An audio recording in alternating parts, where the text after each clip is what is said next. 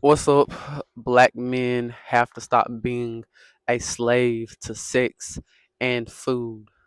Now, if you're a black man out there who's trying to self improve, who's trying to have a grounded black identity, learn more about black history, eat healthier, get better with your finances as far as entrepreneurship, becoming more financially literate, um all those things around self-improvement and black history and having a grounded black identity as a black man and liking yourself as a black man. I have a guide for that. And it dives deep into all of those things. It dives really deep into all of those things. If you're interested, the link for that will be in the comments of this video, the description of this video, and if you click on my channel in the bio section, you'll see the link for that.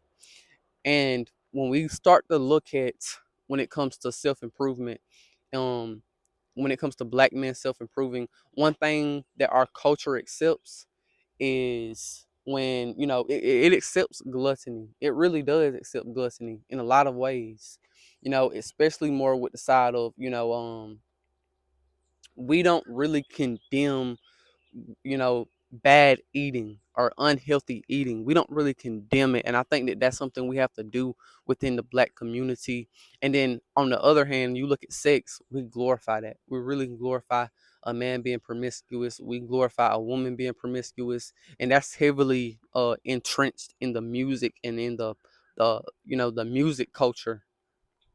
And I think that one thing we have to stop doing is glorifying being, full of our carnal desires, and we only living by the body. We're not living by the higher self. We're not living by the spirit really, you know. And you can call it whatever you want to say. You can say spirit, you can say higher vibrational, but you're not living by who you truly are. You're living by your carnal desires, and your carnal desires is eating. As far as eating whatever you want, not eating healthy, not eating what you're supposed to eat. And then when it comes to sex, you're just not controlling that sexual energy isn't servicing you. It's actually hurting you when you can't control it, right?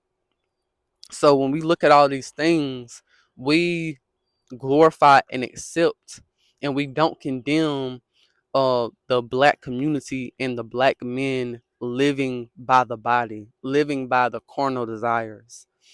That's something we have to get away from. And I dive deep into this when it comes to, just the discipline of controlling yourself, the discipline of having a of self-improving, um in the guide that I made.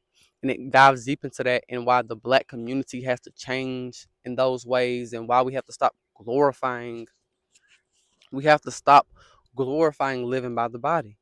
And I think we live by the body way too much, because that's what's getting us away from being super wealthy. That's getting us away from having a strong family unity. That's pulling us away from all those things, and that's making us become more like animals. We're not having what we really need.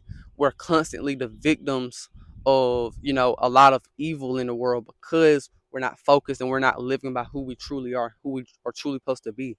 We're not animals. We're not supposed to just live by carnal desires and instinct and how our body wants us to be. No, we have to be able to control ourselves and focus on what's important, what's good for us to prosper. Because when we just live by the body, we don't prosper in the black community. The black men really have that responsibility to change that.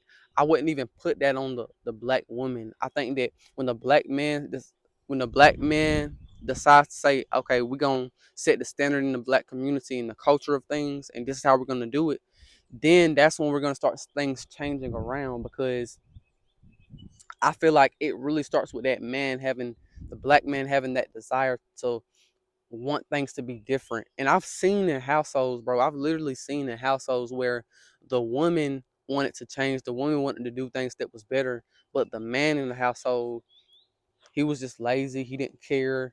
And then the household would still be messed up because the man, the leader, the head of the household, he just wasn't there. He wasn't thinking. He wasn't being the leader, right? He wasn't being the intellectual of the household. He wasn't thinking for the household. He wasn't leading for the household. So no matter if the kids, if the mother, if they wanted to change, they want better, the head of your household is not, your leadership is down. So you're gonna fall regardless. Your leadership is gone. So that's why it's important for the men to step up and change this.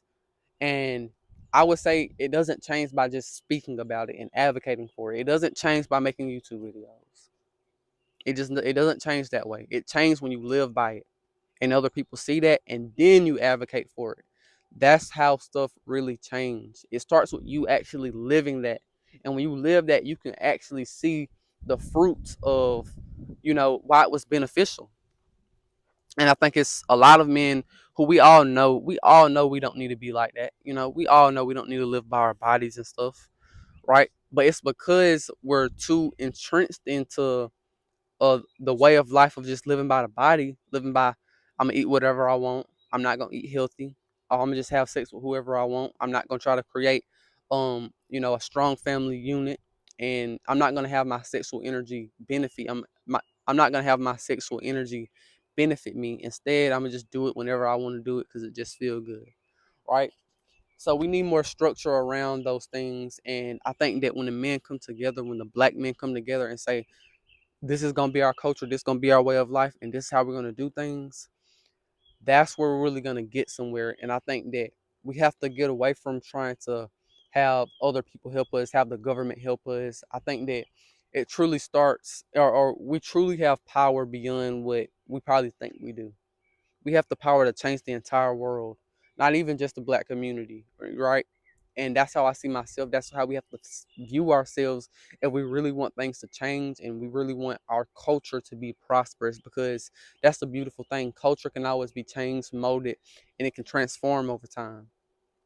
So that's the thing we have to focus on, right? And I think with the black community, if you really want to see our people rise, if you really want to see our people grow, it starts with your individual life, but it starts with you trying to bring people together who want to be better, right? And then that's when you start to really see, oh, these group of people, they're changing, they're doing stuff better, they're implementing, you know, a prosperous lifestyle, a prosperous way of life, a prosperous culture.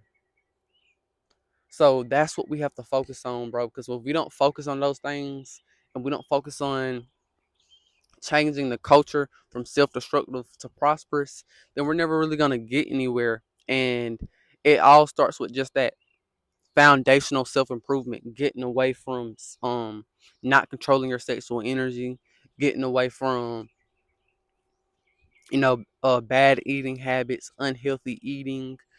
And our culture has to condemn. It has to condemn eating, you know, unhealthily.